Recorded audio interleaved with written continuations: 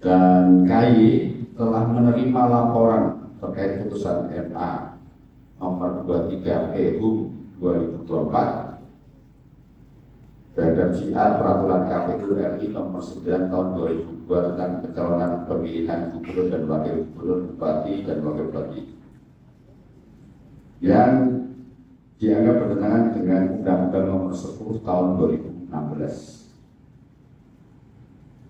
Ya, banyak spekulasi, banyak opini yang kemudian ditanyakan kepada KAI, khususnya yang berkaitan apakah ini ada hubungannya dengan pilkada dan sebagainya, karena ini menjelang pilkada.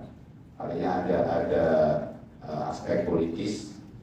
Tetapi sekali lagi saya nyatakan atas nama Komisi Yudisial bahwa Komisi Yudisial hanya akan fokus pada aspek dugaan pelanggaran kode etik dan pedoman perilaku hakim. Itu yang menjadi batas kewenangan kita dalam memeriksa hakim. Jadi opini dan spekulasi yang di masyarakat terjadi itu akan bisa terjawab jika memang ada kaitannya dengan pelanggaran KIPPH. Untuk kasus ini, tim pengawasan hakim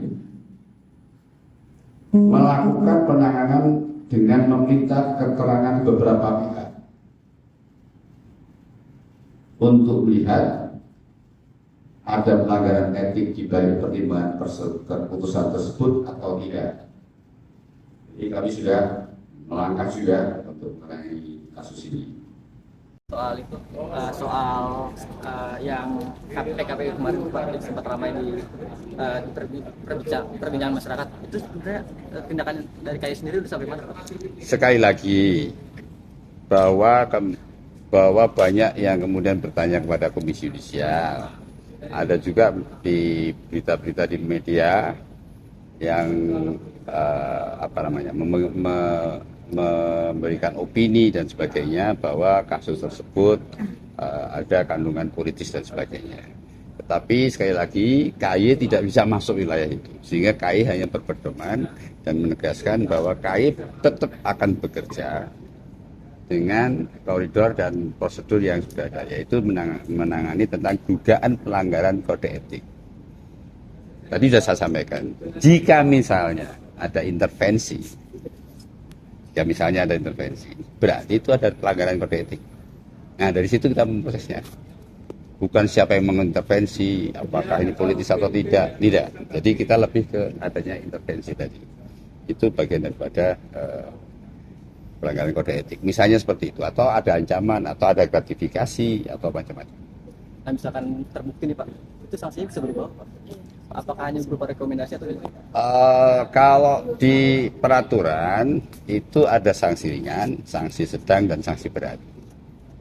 Ya kalau sanksi ringan itu dari peringatan lisan sampai kemudian penundaan dan sebagainya, kemudian sanksi sedang juga.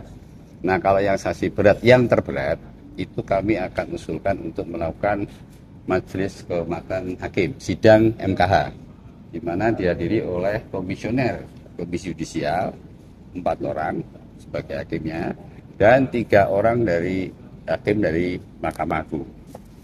Dan ini bersifat terbuka. Jika itu nanti disangsikan untuk sanksi berat yang terberat, yaitu pemberhentian dari jabatan hakim. Dari yang kasus ini, apabila terbukti itu ada kemungkinan masuk ke yang mana nggak sih Pak? Maksudnya gimana? Maksudnya masuk ke mana itu? Saya sanksi ringan sedang beratnya ada. Kan kami nggak bisa berspekulasi ya.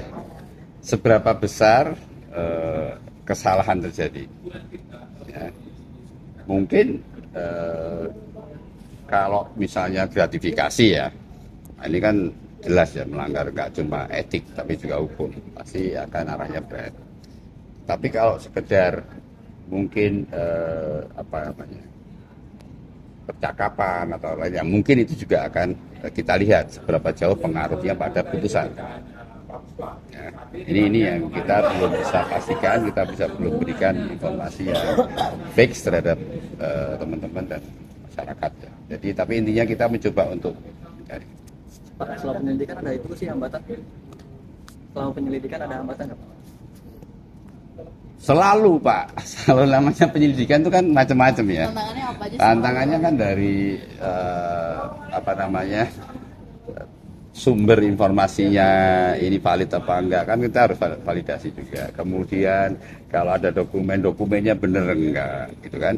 Kemudian kalau ya macam-macam lah. Tapi bahwa ketika melakukan pemeriksaan terhadap kasus memang lebih banyak ada hambatannya. Kecuali misalnya ada pelapor ya, yang datang ke KY sudah membawa semua berkas dan bukti. Nah itu enak kita KY, cepat prosesnya. Ini buktinya, ini teleponnya, ini fotonya, ini dokumennya, dan dia sendiri mau menjadi saksi, itu lebih cepat. Tapi hakim terlapor itu kooperatif ya Pak? Hakim terlapor itu kooperatif ya? Selama ini kooperatif ya, kebanyakan kooperatif ya, mungkin karena tugas biasanya penjadwalan ulang. Kalau misalkan Sekarang KY sedang ada berapa tahap lagi sih? Apakah setelah ini juga apa lain yang terkait Tadi sudah disampaikan bahwa KY itu punya prosedur.